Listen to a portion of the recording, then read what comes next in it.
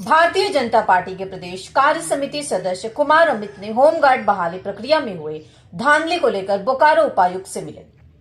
कुमार अमित ने बताया कि उपायुक्त से मिलकर उन्होंने होमगार्ड बहाली को लेकर उच्च स्तरीय कमेटी बनाकर जांच करने व बहाली को रद्द करने के साथ साथ बोकारो एयरपोर्ट को सभी प्रक्रिया पूरी कर जल्द उड़ान के लिए तैयार करने के साथ साथ जिले के सिटी सेंटर में शौचालय निर्माण और बोकारो जिले में बीएड और बीपीएड के लिए कॉलेज की व्यवस्था की जाए ताकि बोकारो जिले के खिलाड़ी युवक बीपीएड करके अपना भविष्य बना सके। डीसी ऑफिस पे आए हुए थे। आज बोकारो उपायुक्त महोदय के सामने बोकारो जिले की बहुत सारी समस्याओं को लेकर के हम लोगों ने उन्हें ज्ञापन दिया है और सारे विषयों पे टू द पॉइंट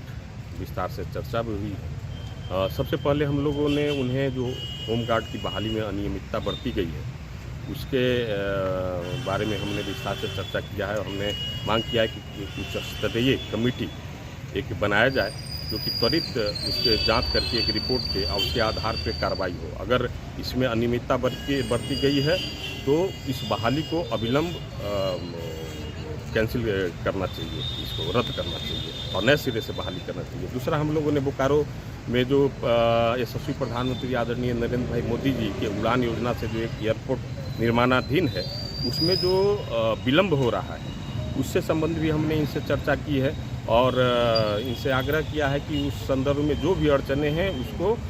अतिशीघ्र दूर करें उन अड़चनों को। और बोकारो हवाई अड्डा एक महत्वाकांक्षी परियोजना है बोकारो वासियों के लिए, इससे बोकारो के विकास को गति मिलेगा तो इसको अविलंब बोकारो हवाई अड्डा हमारा शुरू हो एयरपोर्ट। उस संदर्भ में हम लोगों ने चर्चा किया। उसके साथ साथ जो प्रधानमंत्री जी के बहुत सारे रोजगार परक योजनाएं हैं उसमें जो बैंकों का सहयोग नहीं मिल पा रहा है उससे भी संबंधित हम लोगों ने इनको ध्यान आकृष्ट करवाया है। जैसे प्रधानमंत्री रोजगार सृजन योजना में SBI छोड़ करके बाकी कोई बैंक इंटरेस्ट नहीं ले रहा, तो जिसके कारण जो इच्छुक लोग हैं उनको भी दिक्कत हो रहा है, अनावश्यक शर्तें डाली जा रही हैं। उसके साथ साथ हमने इनसे मांग किया है कि बोकारो एक एजुकेशनल हब भी है इंडस्ट्रियल हब के साथ साथ, तो यहाँ पे उच्च शिक्षण संस्थाओं का घोर अभाव है। जिला में एक भी सरकारी महिला कॉलेज भी नहीं है। एक मेडिकल कॉलेज हॉस्पिटल खोलने का एक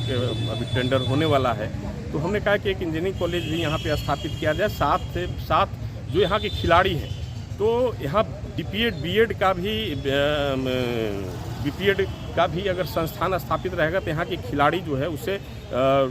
डिग्री ले करके वो शिक्षक के रूप में, खेल शिक्षक के रूप में कहीं अपना योगदान दे सकते हैं किसी संस्थाओं में। साथ साथ हम लोगों ने बहुत स्थानों पे जो शौचालय नहीं है, जैसे सिटी सेंटर में सार्वजनिक शौचालय नहीं है,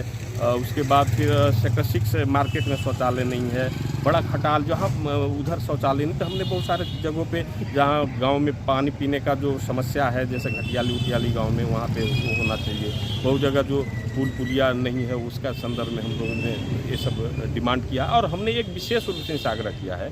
कि 15 अगस्त 26 जनवरी और 2 अक्टूबर हमारे 3 राष्ट्रीय त्यौहार हैं। बोकारो के जो बड़े स्कूल हैं, प्राइवेट स्कूल, वो लोग 15 अगस्त 26 जनवरी में क्या करते हैं कि छोटे क्लास के बच्चों, नीचे क्लास के बच्चों को छुट्टी कर देते हैं, जबकि नीचे क्लास के बच्चे भी अगर स्कूल आकर के झंडोत्तोलन, झंडा रोहन का अगर कार्यक्रम में शामिल होंगे तो उनमें राष्ट्रीयता का भाव आएगा। तो उनको छुट्टी ना करके उनको उस आयोजन में शामिल करने का निर्देश बोकारो जिला उपायुक्त कार्यालय से जाए, जिससे वो बच्चे भी शामिल हैं। इन्हीं सारे विषयों को लेकर के हम लोग आज डीसी साहब से मिले हैं और उन्होंने इन विषयों पे सकारात्मक पहल करने का भी आश्वासन दिया है।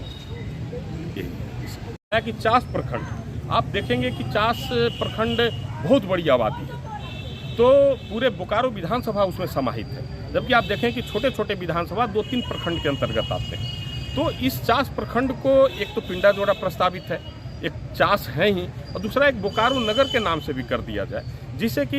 एक उसको 3 टुकड़ा करने से जो बड़ी आबादी को सहूलियत होगी अपने शासकीय प्रशासनिक कार्यों को संपादित कराने में। और जो चास उत्तरी जो प्रखंड के विस्थापित उत्तरी क्षेत्र के जो 20 गांव हैं वो आज भी पंचायत में शामिल नहीं हुए हैं, जिसके कारण उन्हें किसी सरकारी योजनाओं का लाभ उन तक नहीं पहुंच पाता। तो हमने ये भी आग्रह किया है कि फिर से थोड़ा पहल करें कि उन 20 गांवों को जो बड़ी आबादी क्षेत्र है, लगभग 50,000 की आबादी निवास करती है, उन्हें भी सरकारी योजनाओं का लाभ मिलेगा अगर वो सब पंचायती व्यवस्था में आ जाएं। क्योंकि आप दक्षिणी जो विस्थापित क्षेत्र हैं उनको आपने दिया है, उनको पंचायत में शामिल किया है, तो इन विषयों को लेकर के हम लोग ने उनसे सकारात्मक पहल करने का निवेदन किया।